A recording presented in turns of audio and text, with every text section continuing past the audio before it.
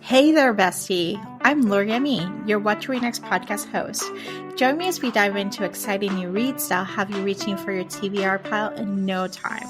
From group and mysteries to spicy romances, we'll explore it all and help you find your next favorite book. So grab a cup of tea, cozy it up, and let's discover some amazing reads together.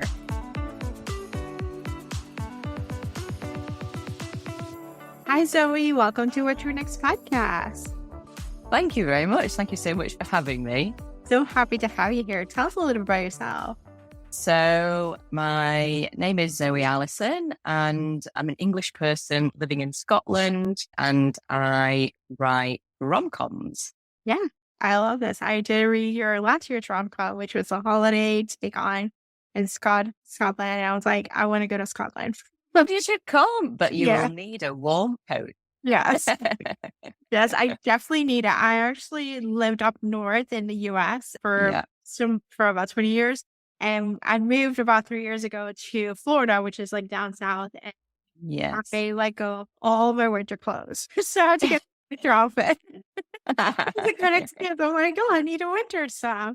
But I do have a coat. No, I actually got rid of the coat. So I really need to get a new coat. Well, so if you come to visit Scotland, the bonus will be you'll need a whole new wardrobe and a lovely coat. Yes, a new coat, new everything. Yes. Yes. Very exciting stuff. So let's talk about your journey to writing. What led you to write? Because writing is just a creative project that you're doing. So it's not, you do have like their job and other things.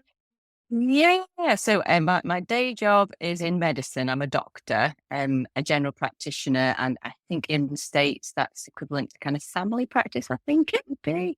Yeah. So I didn't really think of myself as a creative person after kind of being a science bod and doing medicine. And it was really, I did used to enjoy reading romance, and then it kind of fell by the wayside when life got really busy with work and then having small children, and all I was reading was children's books for the kids. I didn't have time to read anything else. And then I can't remember how I came to win this, but I got a choice of a free ebook for my Kindle. And one of the choices was Sarah Morgan, the first in her Snow Crystal trilogy. Yes. And I read it and I loved it. And I loved her voice, and she's so kind of effervescent and optimistic, and the romance and the spice. And I thought, oh, this is good. I remember the days when I used to read these books and they were so good. So that got me back into reading. I was reading more of her stuff. And I think it was just along the way because I'd read how she used to be a nurse, and then there were characters in the books that were doctors and nurses, kind of medical. And I suppose I kind of felt that affinity from the day job. And then I just took an inkling one day. I thought, oh, I'd like to write my own and put my own spin on it. And then so I just started writing and completely making it up on the spot. And it went on from there. But I was lucky enough in the UK, the Romantic Novelists Association, they have a new writers scheme. And if you manage to get a place on this new writers scheme, once a year, you get the opportunity for your manuscript to be critiqued by a fellow author, a published author. So I managed to get on that scheme, and that really helped me on my way. And that was kind of the next step on the ladder in writing. So I was a creative person after all. And it was only then I remembered, actually, I used to really love creative writing at school. And actually, I always used to get called a bookworm. And we went on holiday and have a big suitcase full of books. Sweet Valley High was one of my favorites. So I kind of found that part of myself again. And it was really nice to find that, and I think it kind of creates a good balance with medicine, and it's very soothing and kind of calming for the soul, I think, to be creative and write. So I was really glad I kind of stumbled into it thanks to Sarah Morgan. Yes, I love the story. I love the fact you stumble upon Sarah Morgan's books, which are just a great gateway to rom-coms and just romance itself. Yes. They're not too out there. They're just kind of like a pretty good middle of the road, good entry level. And then going back to your childhood and your teenage years at Sweet Valley High was for me formative. I Absolutely. Now, and they're problematic at the time. They were just the great gossip, telenovela, soap opera, like very funny, like just along the lines. It's character driven of these stories. And they were so kind of Moorish, weren't they? Because you could just eat them up. And I was always desperate for the next one. And I'd go to the bookshop and, oh, is there another one? What haven't I read? Yes. And there's so many. It's a world. It's a world there. It is. It is a whole world. So let's talk about the wedding engagement. What is the element of that? Mhm. So the wedding engagement, it's a follow-up to the Xmas Holidays, which was out last year, but it can be read as a standalone. So the tagline is, planning a wedding is so romantic, except when it's not yours and you're planning it with the guy you've been secretly crushing on for years. Mhm. So it's a friends to lovers, brother's best friend story about Liv Holland, who's a Scottish school teacher in the Scottish Highlands. She's had a crush on her brother's best friend for many years. He's always been attached, but the previous year he was kind of jilted nearly at the altar just a few weeks before his wedding, and he's a single dad and tried to get his new art business off the ground, and she's been helping him with childcare and supporting him, and they've grown really close as friends in their own right, and then things kind of get mixed up a bit, and when her brother announces his engagement to who is Liv's best friend, Maya. So Maya and Sam are getting married, and Liv and Aaron, the male main character, are enlisted to help plan the wedding. So they've got to do that. So she's thinking, well, just when I thought it couldn't get any harder to cover up these feelings, I've got to plan the wedding with this guy. Yes. And I love the fact that there's like a requited finding. There's like, it's just the subtle thing. Like, I don't think he likes you, but he likes you. Yes. And there's been a lot of, well, for many years, there's been a lot of that on her part. But I suppose what she doesn't know and what the readers will know is what's going on in his head. So it's a dual point of view. So that's really quite nice. That's always good. So chat about your reading life. What kind of books do you tend to read? You mentioned a little bit of romance, but do you read something like other genres, or you just stick to romance and rom-coms? So those mainly nowadays, I do mainly stick to romance and rom-coms. I think that's just because there are just so many shiny, lovely books that I want. And I just keep seeing more, and I load them on my Kindle, and nobody knows how many I've got. So there's just, and there's so many different subgenres as well now, I think, with contemporary romance, but also rom-coms. There's kind of straight contemporary ones, and then there's ones that are a bit more speculative, I suppose, like Ashley Boston, and more fantastical things can happen. And there's vampire rom-coms, there's just action rom-coms, there's so much. So I think that's why. But in the past, I did kind of read, I used to kind of like fantasy and a bit of sci-fi as well as romance. But nowadays, and I suppose there was maybe at one point a little bit of crime, but yeah, I definitely get the most buzz and the most serotonin release from reading romance. Yeah, I am the same way.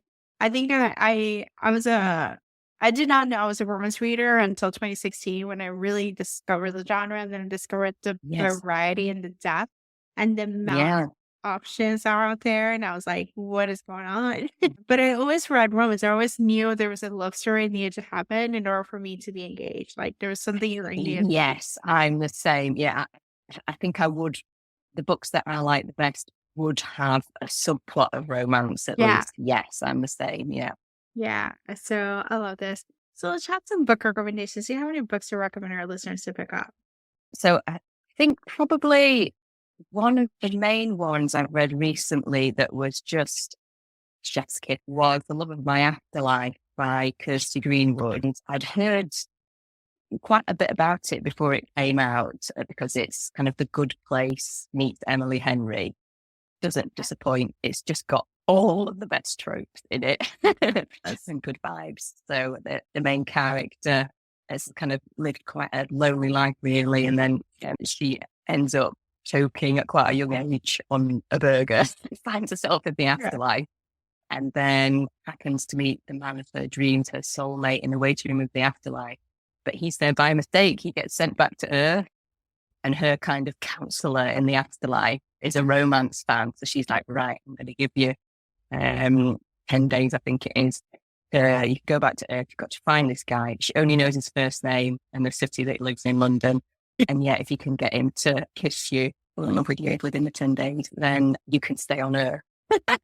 Yes. That was a really good read. I think the other one that I suppose actually this wasn't a romance, which is I suppose unusual for me, was one we read for our book club called Over My Dead Body by Mad Evans. And it's about a doctor who's not very likable to begin with. And it's very poignant and also funny. So she has died, and it's about her ghost having to solve her own murder. It's such a good premise, and it's really funny, and also poignant as well. They're probably I've read so many recently, but they're probably the two standout ones on recent reads for me. Those are, and both of them, the characters die. You know, I know. Yeah, I'm just thinking that. Yeah, those are coming back. They're just like, yeah.